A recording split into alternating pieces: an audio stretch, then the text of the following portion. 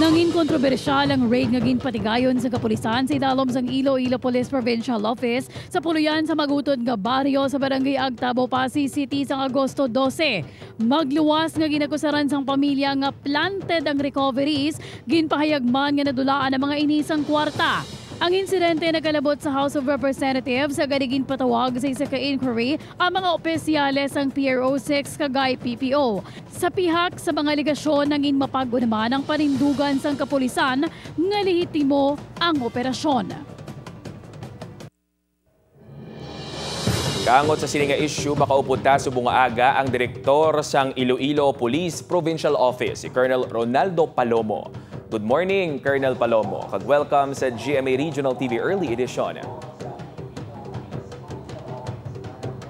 Maayong aga sa tanan, sa lahat ng Western Visayas na nakikinig at nanonood sa programang ito. Magandang umaga po sa lahat.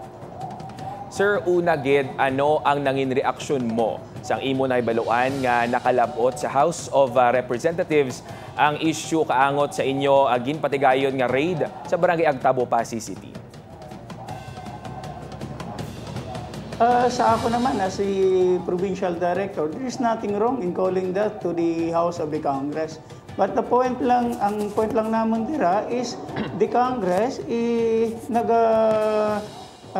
kuan sila sang ilang resources, time, kag effort just to bring this issue to the Congress. Because magani ato, when this issue was heard sa Congress, ang ato niya chairman sang Public and Order itself nagpapamangkot kung ano gid ang iyang reklamo, because he or she does not establish kung ano gid ang reklamo niya sa PNP. Sir, sa obserbasyon sang pila ka mga kongresista, partikular na ni Congressman Romeo Acop, nga may lapses ang mga operatiba sa pagpatigayon sang raid sa balay sa mga baryos, anong imumahambal kaangot sini?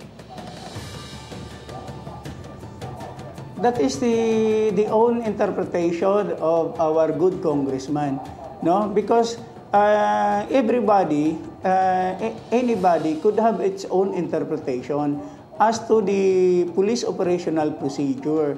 I'm not telling sala si General Acop, or I am telling tama kami, but it is his own interpretation, and I respect that interpretation. Sir, sa subong, kamusta na ang kaso batok sa Barrios Brothers? So far nabato na ang kaso against si Neftali Barrios, no, sa ato niya may Hall of Justice sa Dumangas, kundiin may jurisdiction sa Banwa Sang Pasi. No, nabato na ina, while ang kaso ni Jeffrey Barrios still under preliminary investigation sa Office ang Fiscal's Office ang Pasig City. Kagi ginapabalo ko man sa tanan nga ang Barrios Brothers may kaso nga ginaatubang sa San Enrique for multiple homicide nga amo na ang ginfile naton against sa ilaman. Sa piyak sang sininga mga akusasyon nga iya ginaatubang, kamusta naman ang moral sang aton kapulisan sa IPPO, sir?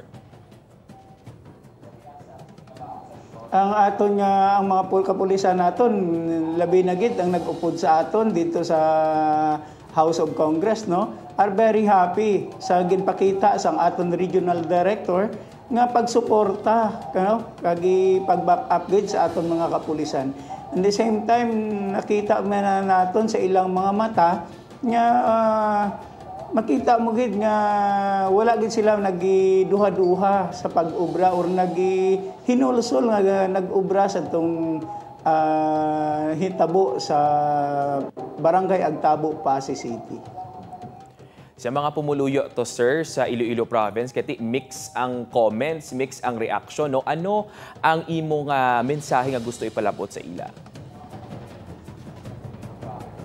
Sa mga pumuluyo sa Iloilo, labi na gid ang mga Ilonggo. Nakita man ninyo kung ano kamo kapalangga ka mga pulis ninyo. What we wanted in the province of Iloilo is a peaceful place to live. Kag gusto man naton obedient ang mga Ilonggo, no? We know when to stand for our right, and we know kung diin kita magiging modest sa pag-comment sa mga sitwasyon nga ni, kapin pa kung nag-comment kita parte lang sa aton nga observation kag nakita sa isa lang ka video nga unfounded nga video, no? Gani, we must be responsible citizen of Iloilo sa pagkomentar sa mga bagay nga ni. And kami gapaabot sang suporta sa bilog nga Ilonggo nga mag-maintain sang peace and order sa province labi na gid nga election period na subong, no? Mula ni ang hambal namon sa inyo, palangga namon kamo. Good morning, kag madamo ka salamat liwat, Sir Ronaldo Palomo. Maayong aga gid kag salamat gid sa tanan.